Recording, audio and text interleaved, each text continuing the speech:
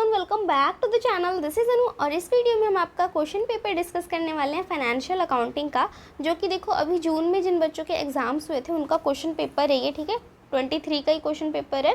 तो देखो इसमें 9 क्वेश्चंस आए हुए हैं। 100 मार्क्स का आपका एग्जाम है। इसमें से आपको 9 में से कोई भी 5 क्वेश्चंस अटेम्प्ट करने हैं और 35 आपके पासिंग मार्क्स होते हैं इस पेपर में। ठीक है, तो देखो यहाँ पे 9 क्वेश्चन आपको कौन कौन से दे रखे हैं।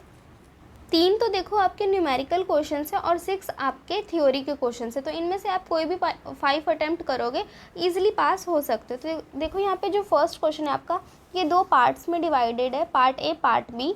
तो देखो दोनों 10-10 मार्क्स के। पार्ट ए में आपसे पूछ रहा है what do you mean by accounting principles, discuss the significance of accounting principles. Accounting principles क्या होते हैं, उनकी क्या इंपॉर्टेंस होती है, वो पूछा गया है। तो इसमें आप इजीली एक्सप्लेन कर सकते हो। देखो मैं इस वीडियो में आंसर्स आपको नहीं बता रही हूँ, जस्ट क्वेश्चन पेपर को डिस्कस कर रहे हैं। ठीक है, अगर आप चाहते हो कि मैं इनके आंसर्स आपको प्रोवाइड करूँ तो आप मेरे को कमेंट सेक्शन में ज़रूर बताना। ठीक है, अब देखो सेकंड पार्ट है आपका बी पार्ट। उसमें बोला गया distinguish between Indian and international accounting standards. ये क्वेश्चन भी मोस्टली एग्जाम्स में आ जाता है। ठीक है, तो काफ़ी इंपॉर्टेंट है, इसके ऊपर मैं वीडियो ज़रूर बनाऊँगी। अब देखो आपका आता है सेकेंड क्वेश्चन। सेकेंड क्वेश्चन में आपको जर्नल एंट्रीज पास करनी है। देखो 6 यहाँ पे आपको ट्रांजैक्शंस बताई हुई है, उनको आपको सही से पढ़ के जर्नल एंट्री पास करनी है। तो देखो जर्नल एंट्री पास करनी है, नॉर्मल सा क्वेश्चन है, बिल्कुल कोई भी इसमें टफ पार्ट नहीं है। ठीक है, कोई भी कर सकता है, इसे इजीली आप सॉल्व कर सकते हो। अब देखो जो आपका आता है थर्ड क्वेश्चन, ये आपका है discuss the procedure of laser creation through computer accounting.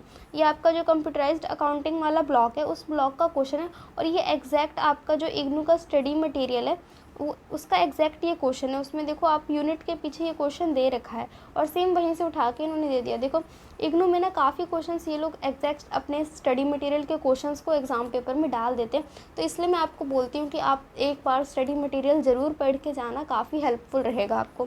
तो ये सेम क्वेश्चन वहाँ से, इसका आंसर आप बुक में देखोगे तो ईजिली मिल जाएगा आपको, आप वहाँ से देख के लिख सकते हो।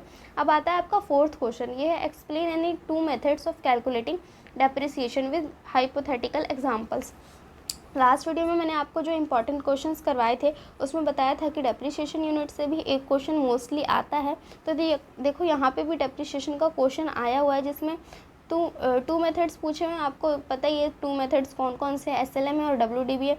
उन दोनों को आपको डिफाइन करके एक एक एग्जाम्पल देके पहले तो एक्सप्लेन करना है, उसके बाद आप एक खुद से ही क्वेश्चन बना सकते हो दोनों मेथड्स का, और बाद में उन दोनों को सॉल्व करके दिखाना है आपको। इसमें यही करना है और कुछ भी नहीं करना है। बिल्कुल फ्री के आपके 20 मार्क्स हैं, तो आपको बिल्कुल अच्छे से आना ही चाहिए। अब आता है देखो आपका फिफ्थ क्वेश्चन, जो कि पूछ रहा है, ये भी देखो 2 पार्ट्स में, पार्ट ए पार्ट बी, दोनों 10-10 मार्क्स के हैं। पार्ट ए में आपसे पूछा गया है describe the usage of financial statements for employees and trade unions. देखो जो एम्प्लॉयज़ होते हैं, ट्रेड यूनियंस होते हैं, वो फाइनेंशियल स्टेटमेंट्स को, किसी भी बिजनेस की, फर्म की, कंपनी की फाइनेंशियल स्टेटमेंट्स को किस तरीके से यूज़ करते हैं, उनका किस पर्पज़ के लिए यूज़ करते हैं, आपको वो डिस्क्राइब करना है यहाँ पे। तो बिल्कुल ईजिली कर सकते हैं। एम्प्लॉयज़ तो देखो बिज़नेस कैसे आगे वर्क करेगा, बिज़नेस को मेंटेन करने के लिए उस इन्फॉर्मेशन को यूज़ करते हैं ट्रेड यूनियंस वगैरह। ठीक है, तो अब आता है इसका बी पार्ट, जिसमें आपको शॉर्ट नोट लिखना है। देखो इसमें ना 5 आपको दे रखे हैं, 5 पॉइंट्स है। देखो fixed, floating, fictitious, liquid and wasting assets. इन पे आपको थोड़ा सा शॉर्ट नोट लिखना है। देखो ये 5 है और ये 10 मार्क्स का जो आपका बी पार्ट है। तो आप एक एक जो वर्ड है उसको 5-6 लाइन में एक्सप्लेन कर दोगे तो आपको इसमें पूरे 10 मार्क्स मिल जाएंगे। और आपको पता ही है फिक्स एसेट कौन सी होती है, लिक्विड एसेट्स कौन सी होती है, वेस्टिंग एसेट्स कौन सी होती है। ये भी आप देखो बुक में से ईजिली आपको मिल जाएगा इसका आंसर। लेकिन अगर आप फिर भी चाहते हो मैं इसका आंसर बताऊँ तो नेक्स्ट वीडियो में मैं ज़रूर एक्सप्लेन करूँगी। ठीक है, अब आता है देखो आपका 6th क्वेश्चन, ये है देखो आपका ब्रांच अकाउंट का क्वेश्चन है। देखो ब्रांच अकाउंटिंग जो आपकी है उसमें से कभी कभी थ्योरी का भी क्वेश्चन आता है, कभी कभी न्यूमेरिकल आता है। तो इसमें आपको थ्योरी और न्यूमेरिकल दोनों ही प्रैक्टिस करने पड़ेंगे।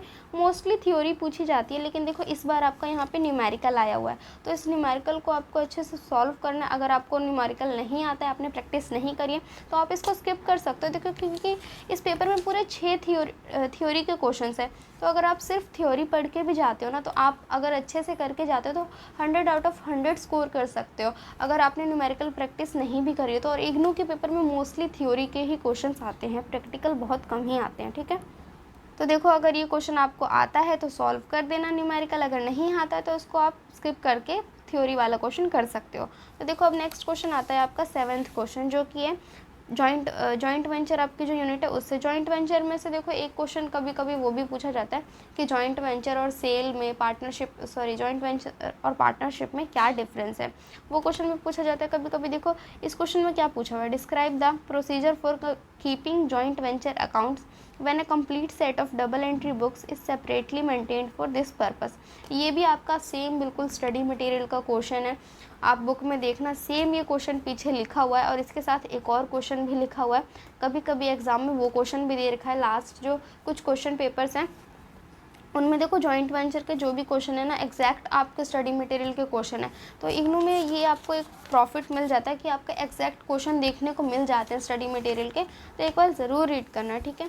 ये क्वेश्चन आपको आता है, देखो इसमें जॉइंट वेंचर आप पहले तो डिफाइन कर देना और फिर उसका क्या प्रोसीजर होता है जब आप सेपरेटली मेंटेन करते हो सारे बुक्स ऑफ अकाउंट्स को, तो उसका क्या प्रोसीजर होता है वही पूछा गया है। इसमें बुक में दे रखा है आपका, इसका आंसर भी पूरा बुक में मिल जाएगा आपको, आप एक बार जाके वहाँ से रीड कर सकते हो, ठीक है। अब आपका आता है 8th क्वेश्चन जो कि आपका कंसाइनमेंट वाली यूनिट से। कंसाइनमेंट से भी देखो थ्योरी का क्वेश्चन आने के चांस कम रहते हैं, इसमें मोस्टली न्यूमेरिकल आता है। तो यहाँ पे भी देखो आपका न्यूमेरिकल दिया हुआ है, आपको अगर आता है न्यूमेरिकल तो आप इसको सॉल्व कर सकते हो, नहीं आता है तो स्किप कर सकते हो नेक्स्ट क्वेश्चन पे, ठीक है। तो इसमें तो आपको न्यूमेरिकल दे रखा है सॉल्व करना, और कंसाइनमेंट का क्वेश्चन करने में आपको मिनिमम 30 मिनट्स तो लगेंगे ही लगेंगे। तो क्योंकि हड़बड़ी मत करना, आंसर्स इसमें बिल्कुल भी इतना टफ नहीं होता है। आप जस्ट कंसाइनमेंट अकाउंट बना के आ जाओगे, कंसाइनी का अकाउंट बना के आ जाओगे, या फिर अगर जर्नल एंट्री बोलिए तो आप वो भी कर सकते हो। तो इसमें ज़्यादा टाइम नहीं लगता है, लेकिन कैलकुलेशंस में इसमें थोड़ा सा टाइम लग जाता है, थोड़ा सा कॉम्प्लिकेटेड है ये, और कुछ भी नहीं है इसमें, ठीक है। अब आ जाता है आपका 9th क्वेश्चन जो कि लास्ट क्वेश्चन है। ये भी आपका कंप्यूटराइज्ड अकाउंटिंग वाली यूनिट से है। देखो इस बार कंप्यूटराइज्ड अकाउंटिंग यूनिट से आपके 2 क्वेश्चंस आए हैं, वैसे तो एक ही आता है लेकिन इस बार देखो इन्होंने 2 क्वेश्चंस दे रखे हैं। एक तो आपका ये 9th क्वेश्चन है और एक आपका देखो ये 3rd क्वेश्चन था, ठीक है। तो देखो 9th क्वेश्चन में आपका टैली के बारे में पूछा गया है, 2 पार्ट्स में, ये भी पार्ट ए पार्ट बी दोनों 10 मार्क्स के हैं, ठीक है। पार्ट ए में जो है आपका वो टैली के बारे में, अगर आपने टैली कभी यूज़ करा है या फिर आपने 11th में भी अगर टैली पढ़ा होगा तो वहाँ पे आपने देखा होगा टैली क्या होता है कैसे नहीं होता है, उसमें सारी चीज़ें। और टैली के अंदर आपने देखा होगा काफ़ी सारे वो लोग फीचर्स जो देते हैं, ऑप्शंस तो देते हैं, उन्हीं को हम कंपोनेंट्स बोलते हैं। तो यहाँ पे वही बोला है कि एक शॉर्ट नोट लिखना है, एक्सप्लेनेशरी नोट लिखना है आपको टैली के ऊपर, टैली एंड इट्स कंपोनेंट्स। पहले आप टैली को बता दोगे कि टैली क्या है, टैली एक अकाउंटिंग सॉफ्टवेयर है, आपको पता ही है, ठीक है। और उसके बाद उसमें कौन कौन से कंपोनेंट्स होते हैं, ये भी आपका एग्जैक्ट स्टडी मटेरियल का क्वेश्चन है। और ये इसके लिए तो एक पूरा अच्छा सा प्रॉपर डायग्राम भी दे रखा है स्टडी मटेरियल में, आप एक बार वहाँ पे जाके चेक करना, सारे कंपोनेंट्स को उन्होंने अच्छे से शो कर रखा है, वहाँ से आप एक बार रीड करके और लिख सकते हो इसको, ठीक है। अब इसका जो पार्ट बी है वो उसमें भी आपको एक नोट लिखना है प्रिपरेशन ऑफ रिपोर्ट्स के ऊपर, ये भी बुक का ही क्वेश्चन है, वहाँ से आप जाके देख सकते हो। तो देखो मोस्टली आपको स्टडी मटेरियल के क्वेश्चन देखने को मिलते हैं और मोस्टली आपको ना थ्योरी ही देखने को मिलेगी एग्ज़ाम में। देखो वैसे तो ये फाइनेंशियल अकाउंटिंग का एग्ज़ाम है तो इस हिसाब से तो इसमें न्यूमेरिकल्स होने चाहिए ज़्यादा, लेकिन इग्नू में देखो थ्योरी दी जाती है तो आप के लिए एक बेनिफिट है, क्योंकि इग्नू में तो देखो मुझे पता है आप लोगों के पास या तो आप साथ में जॉब करते होगे तो टाइम नहीं होगा, या तो अदर किसी कॉम्पिटिटिव एग्ज़ाम्स की प्रिपरेशन कर रहे होगे तो भी बच्चों के पास टाइम नहीं रहता, या तो फिर वो बच्चे एडमिशन लेते हैं जिनका पढ़ने का मन ही नहीं होता है। तो तीनों ही केस में आपके पास टाइम इतना नहीं होता है, तो आप थ्योरी करके जा सकते हो, एंड मोमेंट पे भी अगर आप थोड़ा सा भी पढ़ लेते हो तो पास हो जाओगे। और देखो एग्ज़ाम में ना कभी भी पेपर खाली छोड़ के मत आना, आपको जो आता है उस टॉपिक के बारे में XYZ जो भी पता हो सब कुछ लिख के आ जाना, नहीं पता तो थोड़ा बहुत आगे पीछे से भी पूछ सकते हो, लेकिन खाली पेपर मत छोड़ के आना। अगर आप लिख के आते हो ना तो मैं गारंटी देती हूँ आप 100% पास हो जाओगे, लेकिन अगर आप खाली पेपर छोड़ के आ जाते हो तो वहाँ पे चांसेस बहुत कम होते हैं पास होने के। इसलिए आपको जो भी पता है उस टॉपिक के बारे में, जो भी उससे मिलता जुलता आपको जो भी याद है, आप सब कुछ लिख के आ जाना, कुछ भी स्किप मत करना। तो ये था आपका आज का वीडियो, आई होप आपको वीडियो अच्छा लगा होगा, और अगर अच्छा लगा है तो वीडियो प्लीज़ लाइक कर देना, और चैनल पे फर्स्ट टाइम आया हो तो चैनल को सब्सक्राइब ज़रूर करना। और अगर आपको कोई भी डाउट है, कोई भी आप बात पूछना चाहते हो तो कमेंट सेक्शन में पूछ सकते हो, नहीं तो इंस्टाग्राम पे आप डायरेक्टली DM कर सकते हो।